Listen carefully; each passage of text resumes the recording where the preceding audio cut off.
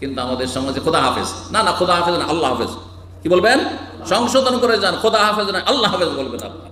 খোদা কোরআন হাদিসে কোথাও আসেনি, আর কোন আল্লাহ নিয়া নবী নামের কোনোটার অর্থ বহন করে না। সুতরাং খোদা বলা জায়েজ নয়। কি বলবেন? আল্লাহকে আল্লাহ বলবেন, না হয় রহমান বলবেন, খালেক বলেন, আপনি জব্বার বলেন, যে নামগুলি সেই নামগুলি, রাহিম বলেন, যা বলবেন কোরআন হাদিসে যে নামগুলি সেগুলি বলবেন। আল্লাহর সিফাত গুণাবলী, আল্লাহর হাতের কথা কোরআনে আছে না নেই? সুতরাং বলবেন না কুদরতি হাত। আল্লাহর পায়ের কথা হাদিসে আছে, বলবেন না কুদরতি পা, আর কুদরতি পায়ে সেজদা করছি। হ্যাঁ, এসব গুমরাহদের কথা, পথভ্রষ্টদের কথা, না হয় মূর্খের কথা, যে জানে না জাহিল বক্তার কথা, আর না হইলে যেই ব্যক্তি কিছু আপনার গুমরাহ পথভ্রষ্ট জানার পরেও মানে না কোরআন হাদিস পড়ে, তার কথা। এটা হইতে পারে না। আল্লাহর যেগুলো গুণাবলী বলা হয় সেগুলি মানবেন। আল্লাহর চোখের কথা কোরআনে আছে না নেই?